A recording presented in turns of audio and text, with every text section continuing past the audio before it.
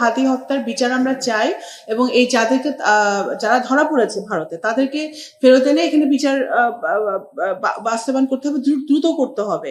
সেই বিষয়ে কিন্তু আমরা সচেষ্ট আছি। এখন আরেকজন একটা ইলেকশন হয়েছে আরেকটা দেশে, পাশের দেশে, সেখানে যিনি হেরে গেছেন তিনি বলছেন ওনাদের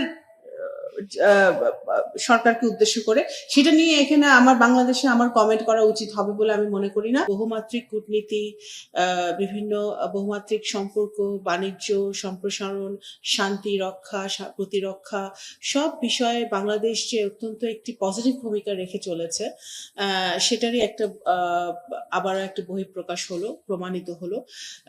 এবং আমাদের মাননীয় প্রধানমন্ত্রী জনাব তারেক রহমানের নেতৃত্বে ওনার দূরদর্শিতা এবং ওনার একটা সময় উপযোগী সিদ্ধান্ত, যে আমাদের মাননীয় পররাষ্ট্রমন্ত্রী ডক্টর খলিলুর রহমানকে এই পদে নির্বাচিত করে তাকে এই যাতে বাংলাদেশ সাইপ্রাস যে দেশটি 2016 সাল থেকে এই পদের জন্য লড়াই করছে, তারা ক্যাম্পেইন করছে, সময়টা তারা অনেক বেশি পেয়েছিল, কিন্তু এই আমাদের 12 ফেব্রুয়ারি নির্বাচনের পরে অতি স্বল্প সময়ের মধ্যে যে আমরা যেই বিজয়টা আনতে পেরেছি, সেটা মাননীয় প্রধানমন্ত্রীর সুদৃঢ় নেতৃত্বে এটা হয়েছে। এবং আমাদের প্রার্থীর যোগ্যতা, ওনার ক্যাপাবিলিটি, ওনার অ্যাবিলিটি, ওনার গ্রহণযোগ্যতা জাতিসংঘ এবং সারা বিশ্বের জাতিসংঘর যেসব দেশগুলো আছে সকল দেশের ওনার গ্রহণযোগ্যতা অবশ্যই এটা ভূমিকা রেখেছে। এবং আমি বলতে চাই যে আমি পররাষ্ট্র প্রতিমন্ত্রী হিসেবে আমাদের পররাষ্ট্র মন্ত্রণালয়ের যে সকল 81টি মিশন আছে সারা বিশ্বে, এবং পররাষ্ট্র মন্ত্রণালয় যারা আমাদের কর্মকর্তারা আছেন, আমাদের ফরেন সেক্রেটারি থেকে শুরু করে সকল পর্যায়ে যারা কর্মকর্তারা আছেন, সবাইকে আমি ধন্যবাদ জানাতে চাই। মাননীয় প্রধানমন্ত্রীর পক্ষ থেকে, পররাষ্ট্রমন্ত্রীর পক্ষ থেকে, পররাষ্ট্র উপদেষ্টা ওখানে আছেন এখন, কারণ সকলের এত অল্প সময়ের মধ্যে সকলের একটা কোঅর্ডিনেটেড এফর্ট না থাকলে, সবাই সচেষ্ট না থাকলে, সবাই আন্তরিকভাবে কাজ না করলে এটা হয়তো আমরা অ্যাচিভ করতে পারতাম না। তো অবশ্যই আমি আমাদের যেখানে আছে আমাদের মিশনের প্রত্যেকটা অ্যাম্বাসেডর, হাই কমিশনার সকলকে আমি ধন্যবাদ জানাতে চাই, প্রত্যেকটা কর্মকর্তাকে আমি ধন্যবাদ জানাতে চাই যে ওনারা নিরলসভাবে কাজ করেছেন। আমি ব্যক্তিগতভাবে জানি যে ওনারা নিরলসভাবে কাজ করেছেন, দিনরাত কাজ করেছেন, যাতে বাংলাদেশের জন্য আমরা এই গৌরবোজ্জ্বল সময় আমরা এই বিজয়টা ছিনিয়ে আনতে পারি। জাতিসংঘ, united nations is a organization যেখানে সারা বিশ্বই প্রত্যেকটা দেশই জাতিসংঘের উপর কোনো না কোনো কারণে আস্থা রাখে। এটা হিউম্যান রাইটস হোক, ডেমোক্রেসি হোক, আপনার অর্থনীতি হোক, বিভিন্ন যে কোনো কারণেই হোক, পিস অ্যান্ড সিকিউরিটি হোক। তো জাতিসংঘে তো বাংলাদেশ বহু বছর ধরে ভূমিকা রেখে চলেছে। শহীদ প্রেসিডেন্ট জিয়াউর রহমান ওনার দক্ষ কূটনীতির মাধ্যমে 1978 সালে আমরা জাতিসংঘের অস্থায়ী সদস্য পদ আমরা অর্জন করেছিলাম। সুতরাং এবং দীর্ঘ 35-40 বছর পরে আবার এই আমরা জাতিসংঘের এই ইউএনজি প্রেসিডেন্সি পদটা আমরা পেয়েছি। তো অবশ্যই এটা আমি মনে করব যে বাংলাদেশ জাতীয়তাবাদী দলের একটা ধারাবাহিক ফরেন পলিসির একটা সাফল্য।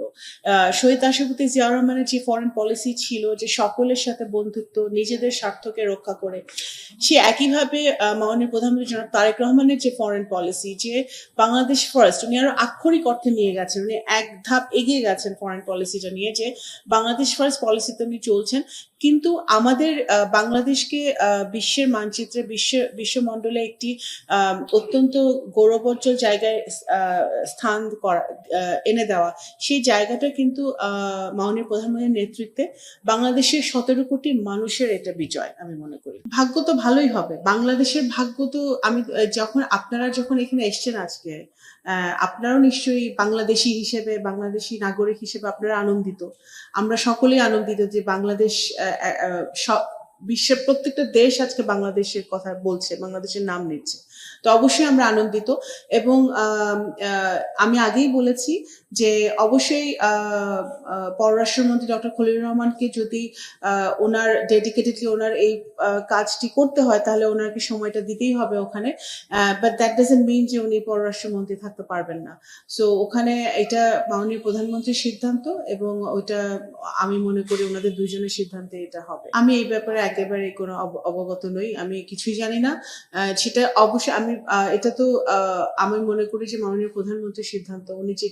উনি যখন ওনার সুদৃঢ় নেতৃত্বে যখন আমরা এই বিজয়টা অর্জন করতে পেরেছি, তখন পররাষ্ট্র মন্ত্রণালয় কিভাবে চলবে সেটা উনি সিদ্ধান্ত নেবেন, সমস্যা নেই। আমি কিছুই জানি না, আমি পররাষ্ট্র প্রতিমন্ত্রী হিসেবে খুশি আছি।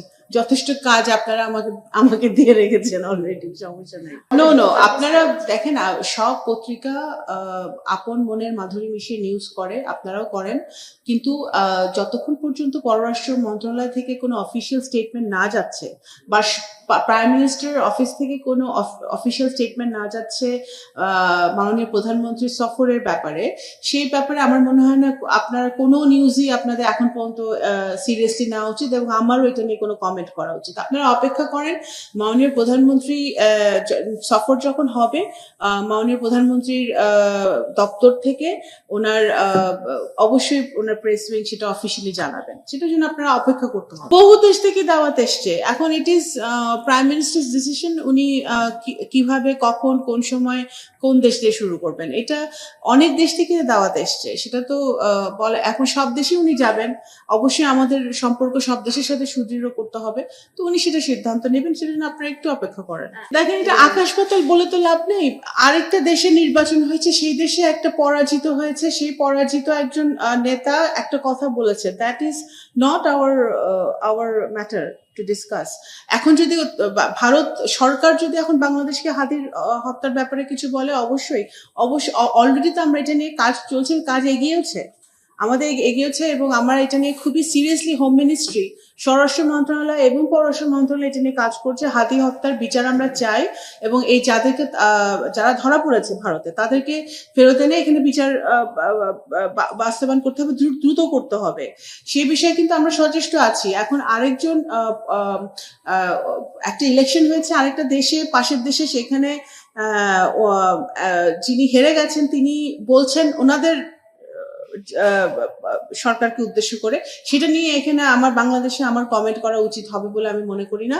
এবং কিন্তু আমরা হাতি হত্যার ব্যাপারে আমরা ডিরেক্টলি গভর্নমেন্টের সাথে, কারণ আমার যদি এই কালপ্রিটদেরকে ফেরত আনতে হয়, তাদেরকে কিন্তু আমার ভারত সরকারের সাথে কূটনৈতিক সম্পর্কের মাধ্যমে আমার ফেরত আনতে হবে, এবং সেইগুলো কিন্তু আমরা কাজ করছি খুবই সিরিয়াসলি, এবং এটা কিন্তু এগিয়েছে, বেশ ভালো এগিয়েছে। তো সুতরাং আমরা ওই দিকেই আগাতে চাই। হ্যাঁ, তা এখন সেটা যদি বাংলাদেশের সাথে যদি তারা কোনো কথা বলে, তখন সেটা আমরা দেখব।